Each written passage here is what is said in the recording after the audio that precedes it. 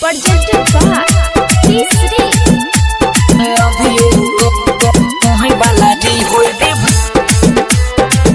DJ Raju recording studio चकरमनिया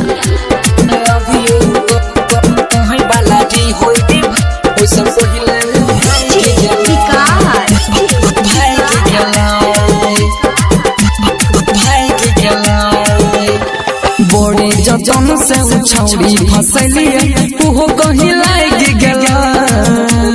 बड़ी जजन से छौड़ी फसलिए उहो कहीं लाग गेला।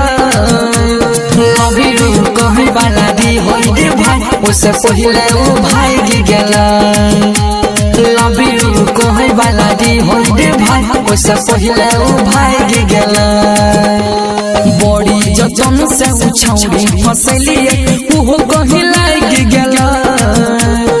अभी कहीं वाला दी होई रे भाई उससे पहले वो भाग गेला। अभी कहीं वाला दी होई रे भाई उससे पहले वो भाग गेला। DJ Raju Prikuto कहीं वाला दी होई रे अभी कहीं वाला दी होई रे भाई DJ विकास कहीं वाला दी होई रे उससे पहले वो भाग गेला। भाग गेला। Singing by Sagar Suman DJ Raju Prikuto ओकरे याद में हरदम कानोई छी बहै छै अखिया से लो। हमरा आइले काले अपन होइतै रखने दी होई सब। काले अपन होइतै रखने दी होई सब। ओकरे याद में हरदम कानोई छी बहै छै अखिया से लो। हमरा आइले काले अपन होइतै रखने छी सब।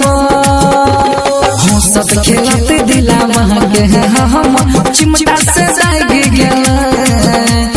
हंसत खेलते दिला वहाँ के हम चिमटा से जाग गेला। लव यू कहीं वाला दी होई रे भाई उससे पहले वो भाग गेला। लव यू कहीं वाला दी होई रे भाई उससे पहले वो भाग गेला।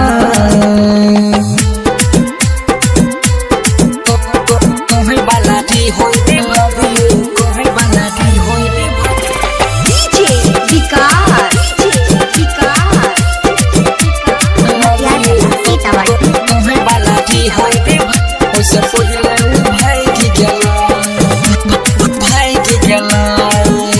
Recording by Durgesh ji.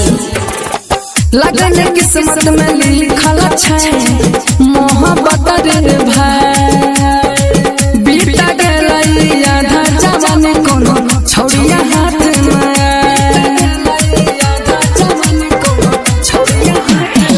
लगन किस्मत में लिखल छै मोहब्बत रे भाई।